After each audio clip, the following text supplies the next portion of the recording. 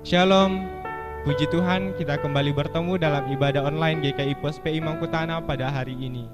Meskipun keadaan di luar sedang tidak baik, namun satu yang saya percaya, meskipun kita dalam lembah kelam, kita tidak takut, sebab Allah yang kita sembah adalah sumber pertolongan dan pengharapan kita. Mari kita menyiapkan hati dan pemikiran kita untuk memuji serta memuliakan nama Tuhan. Saya persilakan jemaat untuk mengambil sikap berdiri. Kita menaikkan pujian ini dengan sungguh-sungguh.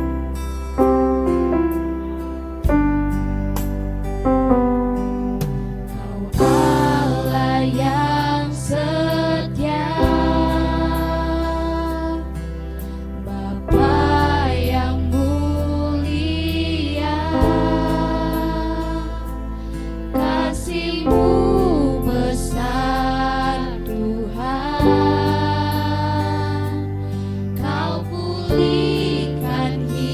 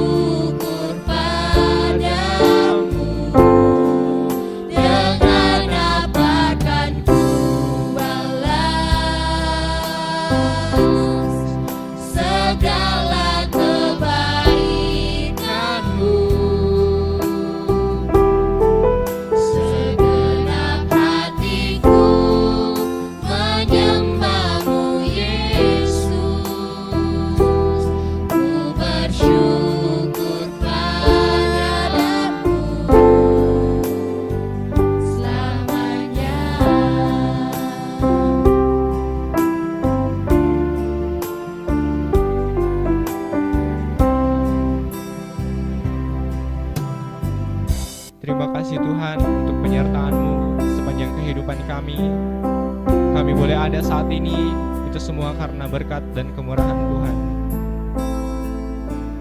Sekarang Tuhan, kami akan memuji serta memuliakan nama-Mu. Biarlah setiap puji-pujian kami dapat menjadi dupa yang berbau harum di hadapan Tuhan. Ini doa kami Bapa, dalam nama-Mu kami berdoa. Haleluya. Amin. Saya persilakan jemaat untuk duduk kembali. Saya percaya di hari Pentakosta ini, Roh Kudus yang dicurahkan memberikan kita kekuatan untuk lebih semangat lagi memuji dan memuliakan nama Tuhan. Untuk itu, mari kita mengangkat pujian, tiba saatnya. Sambil bertepuk tangan, kita memuji Tuhan dengan sorak-sorai.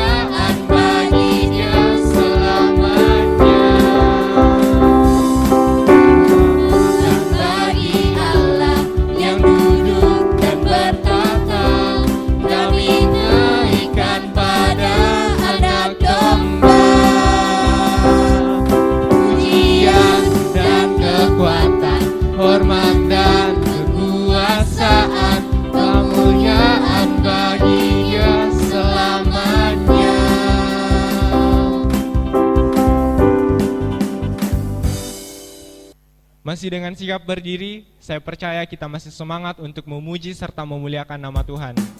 Untuk itu kita mengangkat pujian, Tuhanlah kekuatan dan mazmurku.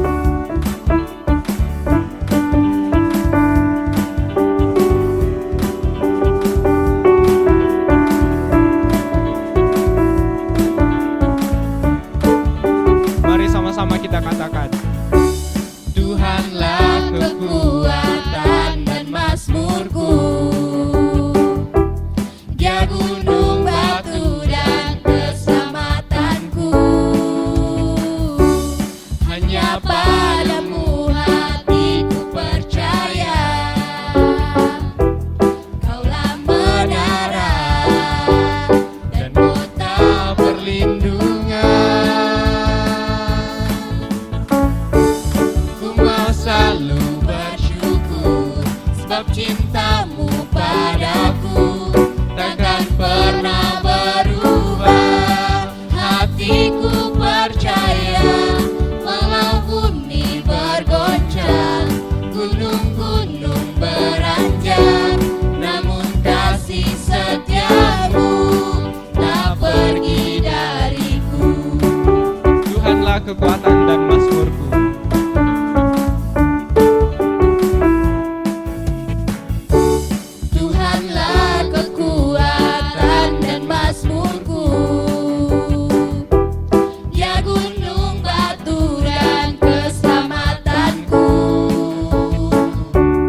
Hanya padamu hatiku percaya.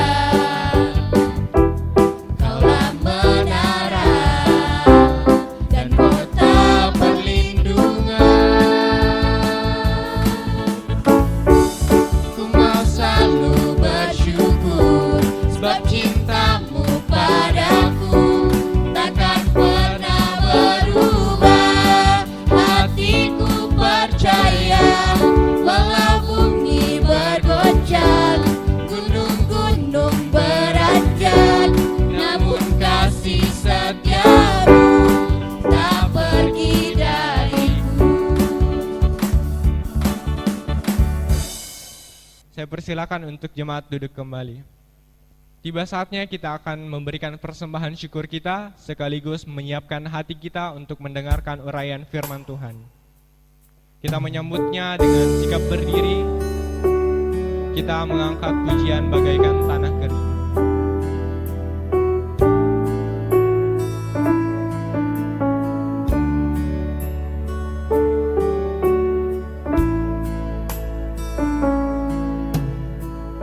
Bagaikan tanah kering yang merindukan air, demikianlah jiwaku haus akan Engkau. Ku rindu selalu hadirmu di hidupku,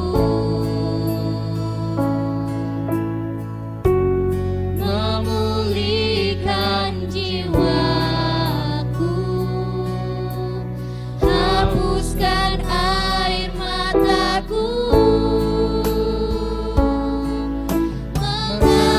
mengalirlah kuasa Roh Kudus, mengalirlah di tempat ini, mengalirlah oh Roh Kudus, pulihkanku. Bagaikan tanah kering. Bagaikan tanah kering Yang merindukan air, yang merindukan air, demikianlah jiwa kami Tuhan. demikianlah jiwaku haus akan Engkau. Ku rindu selalu Ku rindu selalu hadirmu di hidupku,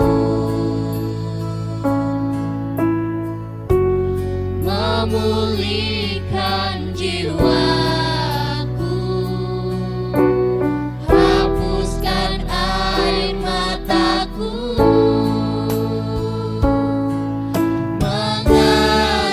mengalirlah kuasa Roh Kudus, mengalirlah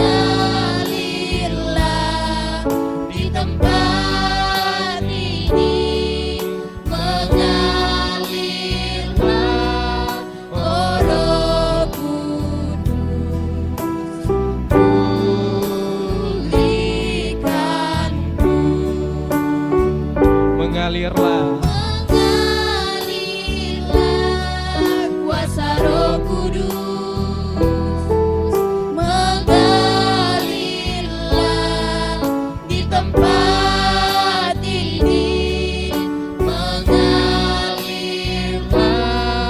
oh Roh Kudus, pulihkanku. di hidupku.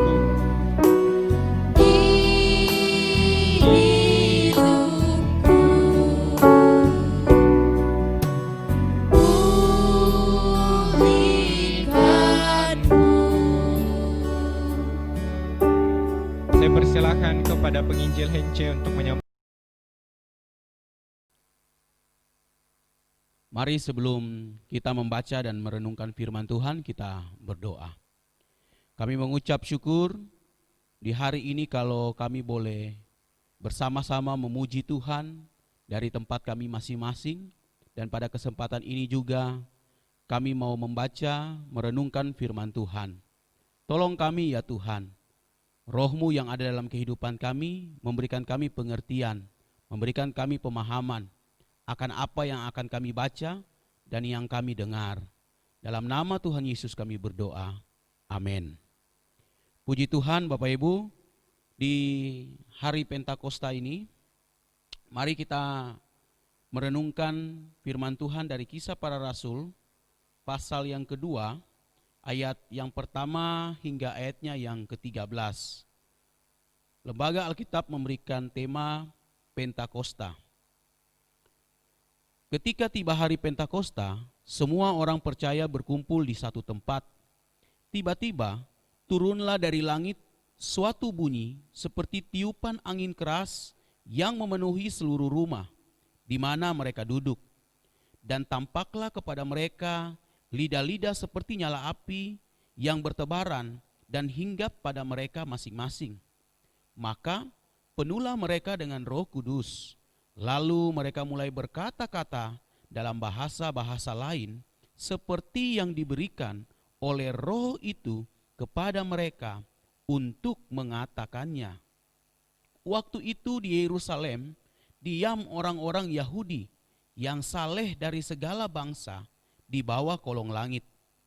Ketika turun bunyi itu, berkerumunanlah orang banyak. Mereka bingung karena mereka masing-masing mendengar rasul-rasul itu berkata-kata dalam bahasa mereka sendiri. Mereka semua tercengang-cengang dan heran, lalu berkata, "Bukankah mereka semua yang berkata-kata itu orang Galilea? Bagaimana mungkin kita masing-masing mendengar mereka berkata-kata dalam bahasa kita sendiri, yaitu bahasa yang kita pakai di negeri asal kita? Kita orang Partia, Media, Elam, penduduk Mesopotamia, Yudea dan Kapadokia, Pontus dan Asia, Frigia dan Pamfilia, Mesir dan daerah-daerah Libya yang berdekatan dengan Kirene, pendatang-pendatang dari Roma, baik orang Yahudi maupun penganut agama Yahudi, orang Kreta dan orang Arab. Kita mendengar mereka berkata-kata dalam bahasa kita sendiri tentang perbuatan-perbuatan besar yang dilakukan Allah." Mereka semuanya tercengang-cengang dan sangat termangu-mangu sambil berkata seorang kepada yang lain, "Apakah artinya ini?" Tetapi orang lain menyindir mereka sedang mabuk oleh anggur manis. Demikian jauh pembacaan firman Tuhan yang menjadi dasar dari perenungan kita di hari Pentakosta ini. Kalau kita membaca teks ini dalam ayat yang pertama dan ayatnya yang kelima, Pentakosta itu bukan saja dirayakan oleh para murid. Pentakosta itu juga bukan saja dirayakan oleh orang yang percaya kepada Yesus pada saat itu. Tapi Pentakosta itu sendiri dirayakan oleh orang-orang Yahudi atau orang-orang yang beragama Yahudi yang berasal dari berbagai negara, berbagai bangsa, berbagai tempat yang mereka datang untuk kembali memperingati hari Pentakosta. Dan kalau hari ini kita semua gereja memperingati hari Pentakosta, hal tersebut merupakan suatu yang sah, suatu yang tidak menjadi atau hal yang perlu diperdebatkan. Bahwa yang harus rayakan hari Pentakosta itu hanya gereja-gereja yang beraliran Pentakosta atau karismatik. Karena ini harinya mereka. Oh salah Bapak Ibu, kalau kita berpikiran demikian. Oleh sebab itu, kita perlu mengetahui yang pertama, apa itu Pentakosta. Yang kedua, apa tujuan dan makna memperingati Pentakosta dalam konteks ayat ini. Dan yang berikut, apa yang kita bisa terapkan dari makna Pentakosta dalam konteks kita saat ini. Nah, yang pertama, apa itu Pentakosta? Pentakosta secara literal artinya hari yang ke-50. Secara literal Bapak Ibu, Pentakosta artinya hari yang ke-50. Nah, dalam Alkitab ada beberapa makna atau ada beberapa pengertian dari Pentakosta itu sendiri. Yang pertama, hari ke-50 yang dihitung dari tanggal 14 Nisan, yaitu Paskah orang Yahudi, peristiwa di Mesir. Jadi peristiwa Paskah di Mesir itu dihitung 50 hari setelah peristiwa tersebut. Yang kedua, hari ke-50 setelah 7 minggu atau setelah panen gandum. Itu dapat kita baca dalam Imamat pasal 23 ayat 15 sampai 21 dan juga dari Ulangan pasal 16 ayat 9 sampai 12. Jadi Pentakosta itu dimaknai sebagai sebuah pesta panen. Kalau dalam konteks orang Maleku atau orang Pamona, kira-kira bisa disebutkan itu padungku. Jika saya boleh menyebutkan, padungku itu Pentakostanya orang Pamona. Nah, itu yang kedua. Dan yang ketiga, hari ke-50 ini juga diperingati turunnya Taurat kepada Musa. Dan yang keempat Bapak Ibu, kalau dalam poin 1 sampai 3 itu dalam makna perjanjian lama, sedangkan yang keempat, Pentakosta itu adalah hari ke-50 setelah kebangkitan Tuhan Yesus. Jadi setelah Tuhan Yesus bangkit, ada 40 hari dia menampakkan diri bagi para murid dan pengikutnya. Setelah itu ada Tuhan Yesus naik ke surga, para murid 10 hari berdoa. Dan setelah 10 hari berdoa, hari ke-50 janji Tuhan digenapi yang ditandai dengan pencurahan Roh Kudus. Nah, itu 4 pemahaman yang dapat kita bisa mengerti tentang Pentakosta. Jadi Pentakosta itu dalam Alkitab secara menyeluruh bukan saja berbicara tentang hari di mana Roh Kudus dicurahkan, tidak Bapak Ibu. Kalau kita baca berkaitkan dalam perjanjian lama, paling tidak ada 4 pemahaman dan perjanjian baru ini dapat kita temukan. Yang tadi saya sudah jelaskan demikian. Nah, dari pengertian Pentakosta ini, maka kita dapat memperoleh makna Pentakosta dan apa tujuan orang Yahudi, para murid, atau orang-orang yang ada di sekitar yang beragama Yahudi, dikatakan mereka datang berkumpul di Yerusalem. Yang pertama, mereka diselamatkan dari maut. Kita mengingat peristiwa yang ada di Mesir tentang tulah ke-10. Nah, itulah Paskah pertama dari bangsa Israel. Paskah artinya melewati. Jadi maut melewati kehidupan mereka karena Allah menjaga mereka taat pada perintah Tuhan dengan mengoleskan darah anak domba di atas pintu masuk mereka. Dan Bapak Ibu, Allah menyelamatkan mereka, disitulah mereka memperingati tentang Pentakosta itu sendiri, itu maknanya. Dan yang kedua, bukan saja memperingati bahwa mereka selamat dari maut, tetapi juga bagaimana mereka dibebaskan dari perbudakan. Dan yang ketiga, untuk memperingati karya Tuhan bukan saja menyelamatkan mereka dari maut, membebaskan mereka dari perbudakan, tetapi juga mengingatkan mereka akan pemeliharaan Tuhan atas bangsa Israel atau umat Tuhan yang ditandai dengan hasil panen dari bangsa tersebut dan mereka membawanya kepada Tuhan. Dan yang keempat, memperingati bahwa Taurat Tuhan, firman Tuhan itu yang menjadi pusat kehidupan bangsa Israel itu datang dalam kehidupan mereka. Yang kelima, Pentakosta dalam konteks perjanjian baru, khususnya para murid, mereka itu sedang menanti janji Tuhan. Tuhan mengatakan bahwa jangan tinggalkan Yerusalem, kalian tunggu di Yerusalem karena akan diberikan kuasa. Kalau Yohanes itu membaptis dengan air, kalian akan dibaptis dengan Roh Kudus. Roh Kudus dicurahkan, bukan berarti Roh Kudus baru hadir pada peristiwa Pentakosta.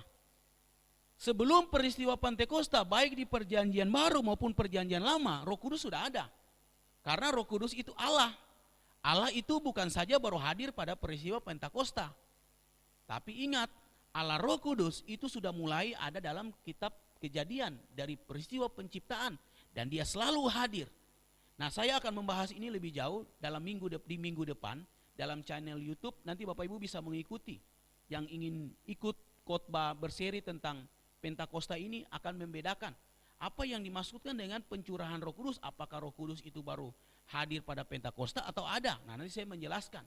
Itulah makna dan tujuan yang dapat saya temukan ketika para murid dan orang Yahudi atau orang yang beragama Yahudi dari segala bangsa datang untuk memperingati hari Pentakosta.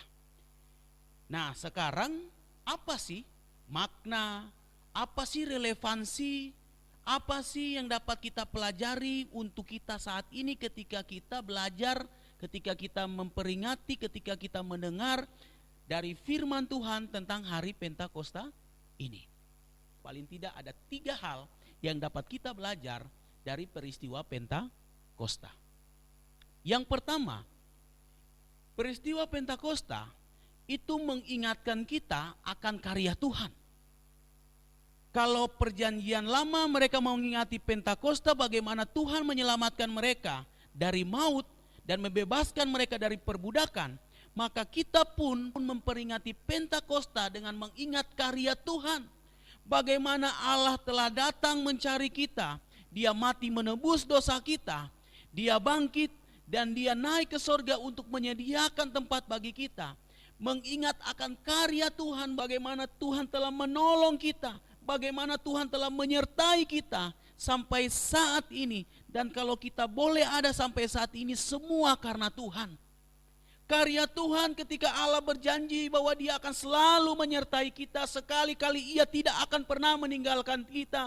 Ketika Tuhan mengerjakan yang baik dalam kehidupan kita, saya ingin katakan, satu kali Tuhan mengerjakan yang baik dalam kehidupan kita, Tuhan akan terus melakukannya sampai pada waktu Tuhan. Ketika Tuhan satu kali menyelamatkan kita, Dia menopang kita, Dia tidak akan pernah melepaskan kita. Walaupun kita dalam lembah kekelaman, kita dalam bayang-bayang maut, tapi gada Tuhan, tongkat Tuhan, penyertaan Tuhan selalu sempurna bagi kehidupan kita. Itulah karya Tuhan yang kita ingat Bapak Ibu.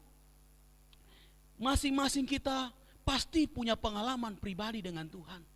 Masing-masing kita pasti mengingat bagaimana Tuhan pernah mengangkat kita dari lumpur dosa. Bagaimana kita orang yang berdosa, tapi ketika Tuhan datang mengingatkan kita, Dia menyelamatkan kita dan kita menerima Yesus sebagai Tuhan dan Juru Selamat. Dan kita mengaku dosa kita dan kita katakan, Tuhan, aku mau hidup untuk Engkau. Aku mau hidup melayani-Mu Tuhan. Aku mau memberi yang terbaik buat Tuhan.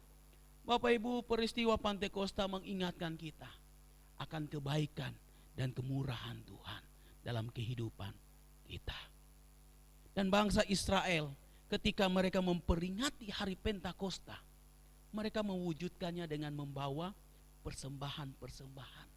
Mereka membawa hasil tanaman-tanaman mereka di hadapan Tuhan karena rasa syukur kita. Kalau kita dalam konteks saat ini bagaimana Bapak Ibu? Ya, kalau orang Pamona, saya lihat ini untung karena corona. Kalau tidak ada corona, ini mungkin sudah jalan pegang tangan, makan. Kenapa? Karena sedang mengadakan padungku, rasa syukur mereka atas hasil panen yang Tuhan berikan. Dan itu ada yang dibawa ke gereja. Dan Bapak Ibu, dalam konteks kita saat ini, ketika kita merayakan hari Pentakosta, ketika kita mengingat akan karya Tuhan, terus apa yang harus kita lakukan? Apakah juga harus bawa pisang, bawa keladi? Apa itu juga yang perlu dilakukan? Ya, itu pun tidak salah Bapak Ibu. Tetapi yang penting yang harus kita ingat, ketika kita mengingat karya Tuhan, kita menyadari untuk apa Tuhan menebus kita. Untuk apa Tuhan menyelamatkan kita? Untuk apa Tuhan membebaskan kita dari belenggu dosa? Untuk apa kita dipanggil oleh Tuhan, kita diselamatkan oleh Tuhan?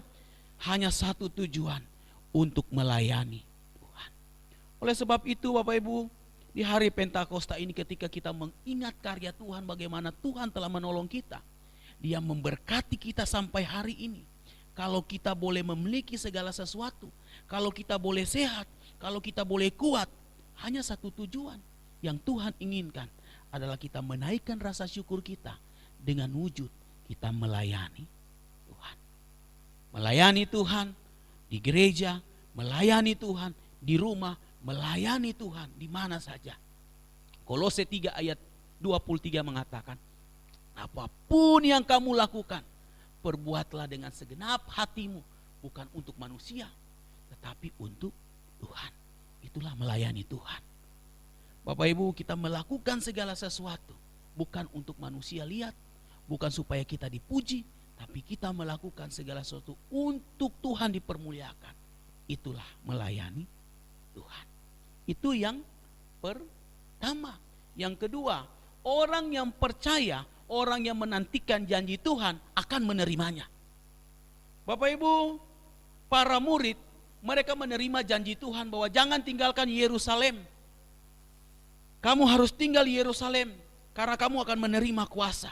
Nah, Pentakosta itu tadi yang saya katakan mengandung salah satu makna bahwa mereka menerima janji Allah yang diwujudkan dengan Roh Kudus dicurahkan dalam kehidupan mereka. Sehingga yang kedua yang bisa kita pelajari dalam pembacaan ini, orang yang percaya, orang yang menantikan janji Tuhan akan menerimanya, dan orang yang menantikan itu akan mendapatkan kekuatan dan kuasa dari Tuhan. Kita tentu pernah mendengar bahwa menanti itu adalah pekerjaan yang membosankan. Menanti 1 menit itu sama seperti menanti 1 minggu. Nah, 1 menit saja 1 minggu, apalagi yang lain Bapak Ibu. Seringkali kita merasa gelisah dalam masa-masa penantian.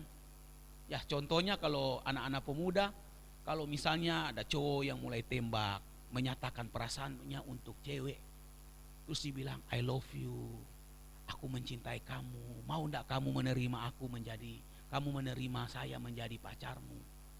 Pasti waktu kita menyampaikan itu, kita mau menanti, wah padahal dibilang besok saja, tapi rasa lama sekali, malam itu mungkin gelisah.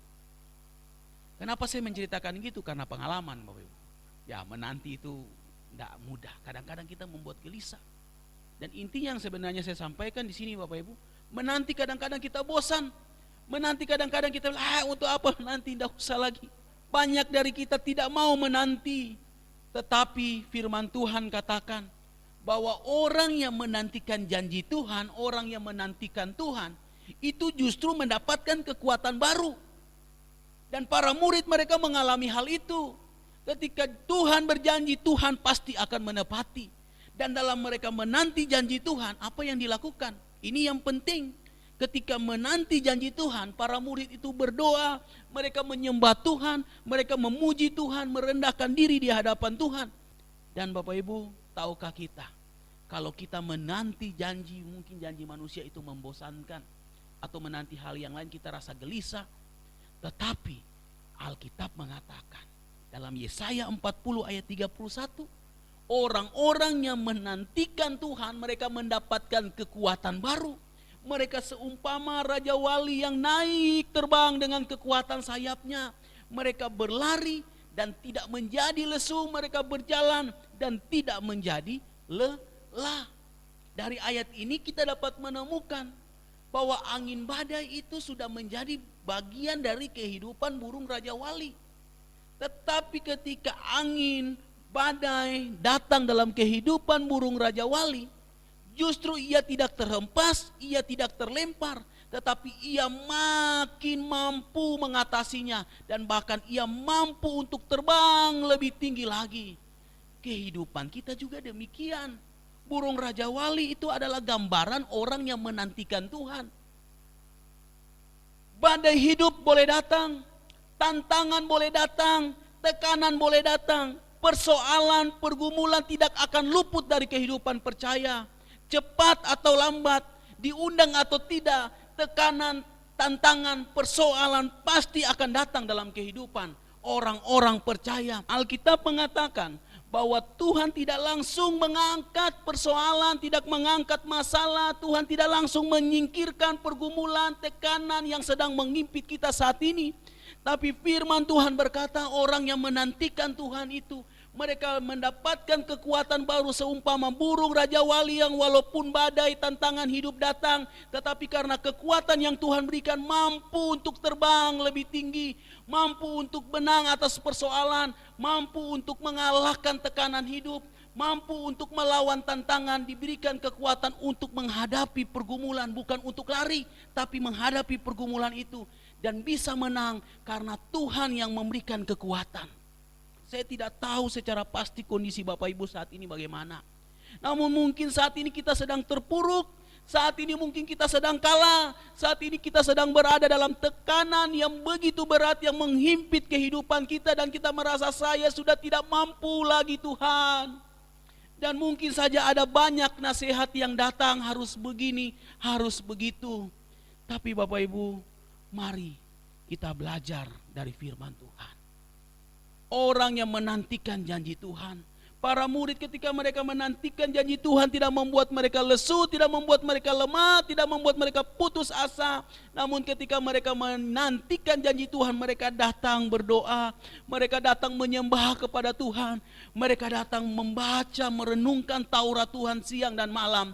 Dan ketika mereka hidup seturut firman Tuhan, Tuhan memberikan mereka kekuatan baru. Dan Tuhan berkata, kamu harus bangkit, kamu harus maju, jangan kalah terhadap persoalan, jangan tinggalkan masalah tapi hadapi persoalan itu dengan iman.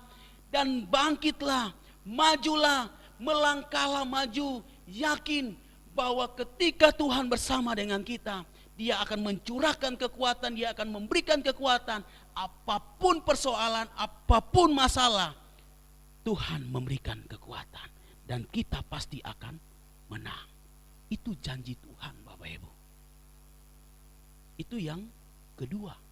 Dan yang ketiga, ketika kita memperingati hari Pentakosta, kita memperingati bahwa Roh Kudus itu telah dicurahkan dalam kehidupan kita orang percaya. Roh Kudus itu telah hadir dalam kehidupan kita. Roh Kudus yang telah hadir dalam kehidupan kita itu, Dia mengerjakan keselamatan. Dan bukan saja mengerjakan keselamatan, tapi Roh Kudus itu juga memberikan jaminan dan materai keselamatan. Itu dapat kita baca dalam Efesus pasal 2 ayat yang ke-11. Dan dalam Roma pasal 5 ayat 22 sampai 23. Roh Kudus itu membimbing kita untuk kita hidup dalam keinginan-keinginan roh. Dan kalau kita hidup dalam keinginan roh, maka kita bisa menghasilkan buah-buah Roh Kudus. Roh Kudus yang hadir dalam kehidupan kita itu menuntun kita untuk melakukan hal-hal yang Tuhan inginkan.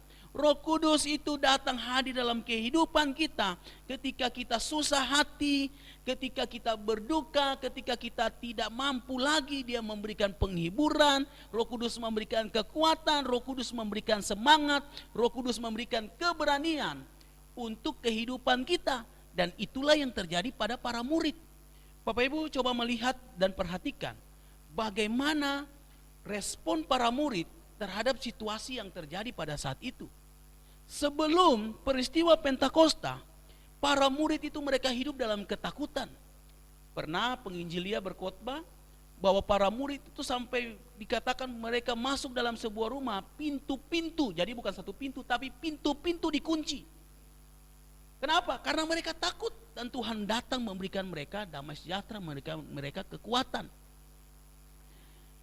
Petrus yang awal-awalnya membara semangat sekali, tapi tiba-tiba ada orang datang, kayaknya kau ini salah satu dari yang itu kah? Bukan. Petrus menyangkal Tuhan Yesus. Tetapi ketika setelah peristiwa Pentakosta, apa yang terjadi Bapak Ibu? Mereka tidak takut, justru mereka semangat, justru mereka berani, dan justru mereka tampil menyatakan bahwa Yesus adalah Tuhan. Yesus adalah juru selamat. Yesus adalah penyelamat satu-satunya, dan barang siapa yang percaya kepadanya pasti akan diselamatkan. Kenapa? Karena ada kekuatan, ada kuasa yang Tuhan berikan. Peristiwa Pentakosta mengingatkan kita bahwa ketika kita melayani Tuhan, ada kuasa yang Tuhan berikan. Bapak Ibu, ketika kita melayani Tuhan, mungkin kita bukan siapa-siapa di hadapan manusia. Mungkin ketika kita melayani Tuhan, kita mungkin hanya berasal dari kampung, kita berasal dari desa, pendidikan kita rendah. Mungkin secara pengetahuan kita tidak berpendidikan tinggi, tapi ketika kita menyerahkan diri kehidupan kita, menyerahkan diri kepada Tuhan, dan Roh Kudus yang ada dalam kehidupan kita memimpin kita dalam melayani, ada kuasa, ada perkara besar yang Tuhan bisa kerjakan melalui kehidupan kita untuk Tuhan dipermuliakan. Itulah 3 makna yang bisa kita pelajari dan kita terapkan dalam kehidupan kita. Yang pertama, ketika kita memperingati hari Pentakosta di hari ini, kita memperingati karya Tuhan yang sudah, yang sedang, dan akan terus berkarya dalam kehidupan kita semua, dalam kehidupan orang percaya, sehingga kita bisa bersyukur kepada Tuhan. Bahwa Tuhan yang memulai pekerjaan yang baik, Tuhan akan meneruskannya sampai pada waktu Tuhan. Dan wujud kita bersyukur kepada Tuhan, kita bawa korban syukur lewat pujian, lewat persembahan, dan kita bangkit untuk melayani Tuhan.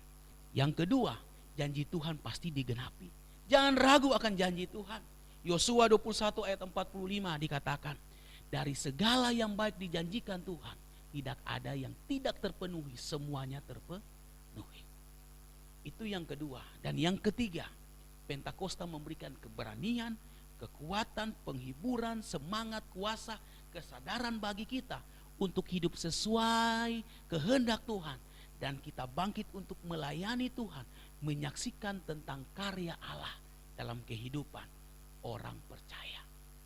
Dan semua kalau saya bisa menyimpulkan, hanya satu tujuan, yaitu Tuhan dipermuliakan.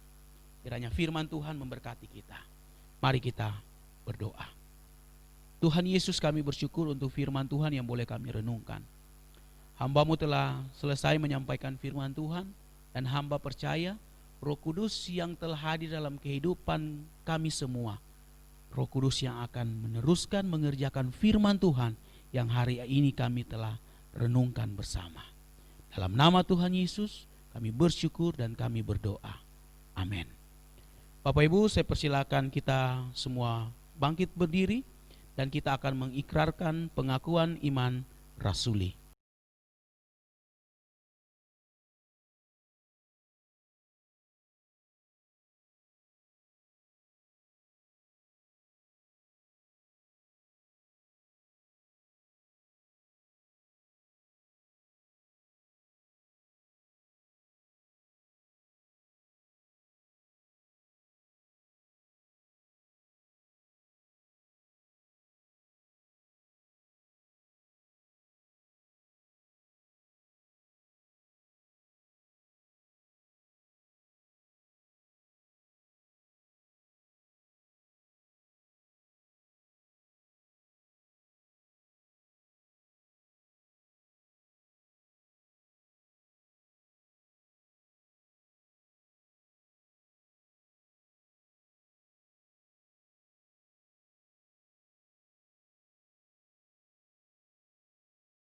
Bapak Ibu jemaat yang dikasihi Tuhan, kita akan masuk dalam pelayanan doa syafaat dan saya akan memimpin kita di dalam doa.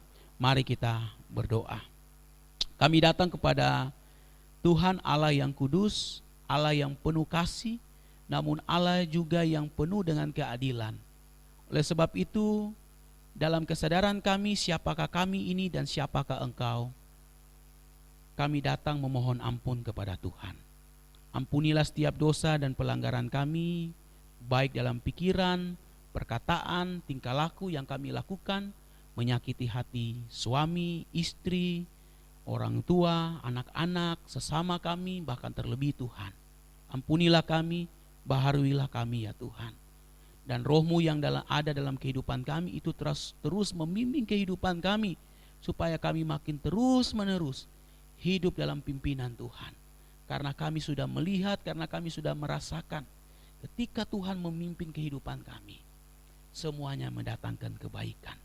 Dan kalau kami boleh ada sampai saat ini, itu semua karena anugerah Tuhan. Dan kami berterima kasih untuk semuanya itu.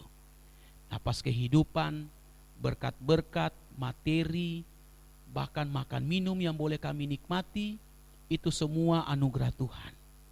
Bahkan dalam situasi corona ini kami boleh dijaga, kami dilindungi oleh Tuhan, itu pun juga karena kemurahan Tuhan. Oleh sebab itu kami berterima kasih dan kami bersyukur ya Tuhan. Dan kami terus membawa pergumulan kami, khususnya untuk situasi corona saat ini, COVID-19 ini Tuhan. Kami berdoa untuk pasien-pasien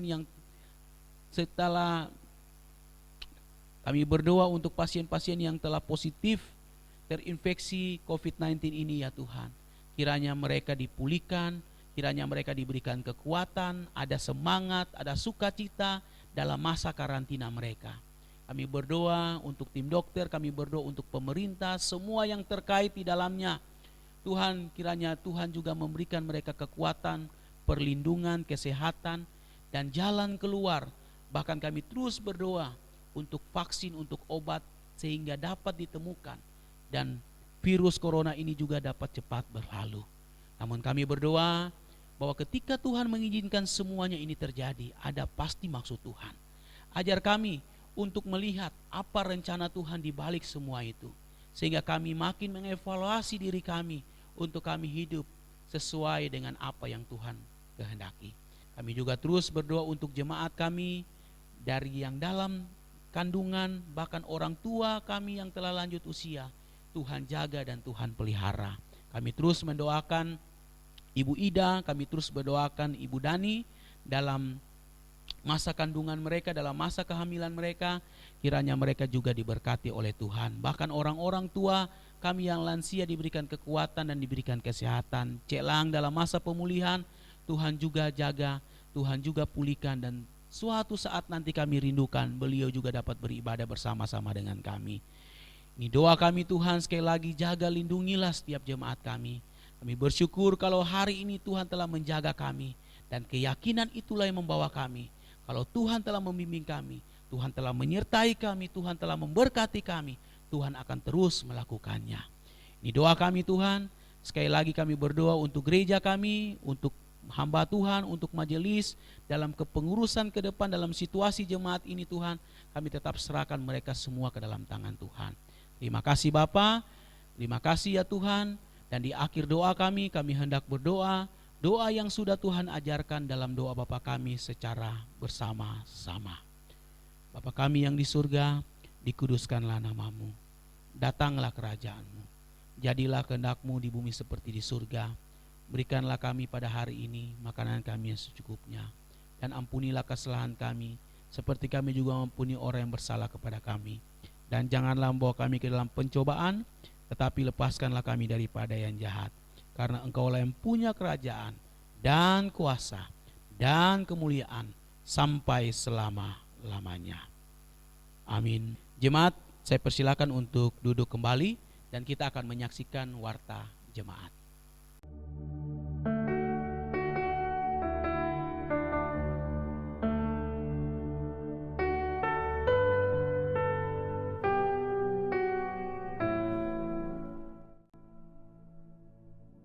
Shalom, selamat hari Minggu. Walaupun saat ini kita beribadah dari rumah kita masing-masing dengan mengikuti ibadah online, tapi saya percaya kita semua diberkati dalam ibadah ini. Bapak Ibu yang kekasih dalam nama Tuhan, pada kesempatan ini perkenankan saya untuk menyampaikan warta jemaat.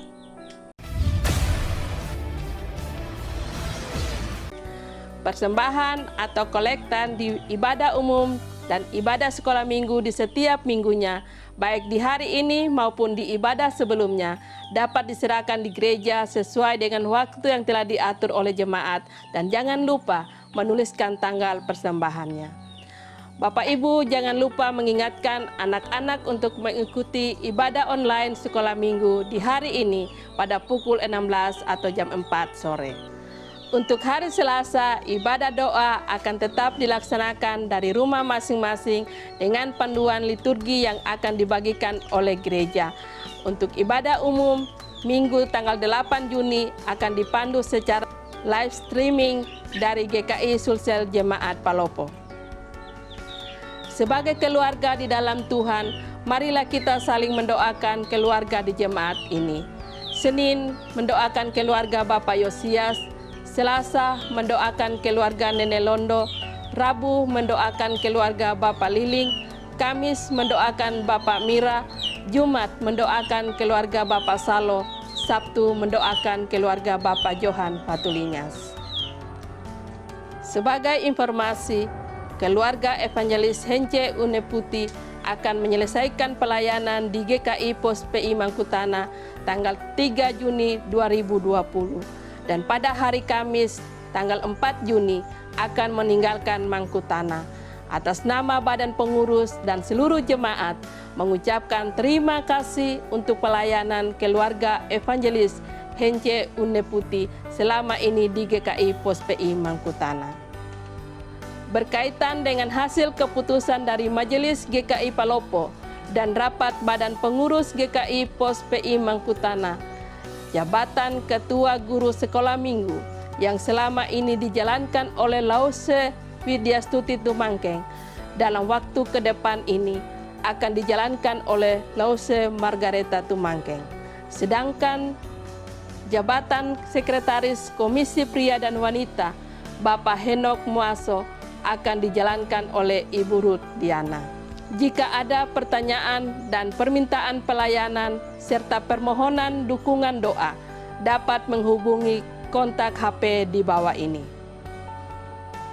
Marilah kita terus mengikuti protokol atau himbauan dari pemerintah dalam menghadapi COVID-19 ini. Dan doa kita kiranya kita dijaga dan situasi ini bisa cepat berlalu. Demikian informasi dan seputar pelayanan di Jemaat GKI Pos PI Mangkutana. Saya menyampaikan terima kasih atas perhatian dan dukungan dari seluruh jemaat. Tuhan Yesus memberkati. Demikianlah warta jemaat, seperti yang telah diumumkan pada minggu lalu dan juga warta jemaat tadi, bahwa kami keluarga akan menyelesaikan pelayanan pada tanggal 3 Juni nanti dan tanggal 4 kami akan meninggalkan Mangkutana. Saya atas nama pribadi dan keluarga sebagai pelayan di tempat ini mengucapkan terima kasih pada Tuhan melalui jemaat di tempat ini yang telah mempercayakan untuk kami bina, kami layani. Saya percaya dan saya menyadari bahwa ada banyak hal yang tidak maksimal dalam pelayanan. Dan saya mohon maaf dan doa kami Tuhan Yesus yang selalu memberkati Bapak Ibu jemaat yang dikasihi Tuhan. Saya percaya kita pasti akan ketemu lagi. Ya kalau tidak ketemu di dunia ini, kita pasti akan ketemu di surga. Amin. Ya itu yang bisa saya sampaikan. Mari Bapak Ibu kita akan mengakhiri kebaktian kita pada hari ini. Saya persilakan Bapak Ibu untuk bangkit berdiri. Kita akan menkidungkan doksologi kita. Puji Allah Bapa Putra, puji Allah Roh Kudus. Puji Allah Bapa Putra, puji Allah Roh Kudus, ketiganya yang esa. Pohon selamat sumber berkat. Amin. Jemaat yang dikasihi Tuhan, lakukanlah firman Tuhan dan arahkanlah hatimu dan terimalah berkat Tuhan. Tuhan memberkati engkau dan melindungi engkau. Tuhan menyinari engkau dengan wajahnya dan memberi engkau kasih karunia. Tuhan menghadapkan wajahnya kepadamu dan memberi engkau damai sejahtera dari hari ini sampai Maranatha. Amin, amin. Amin. Amin.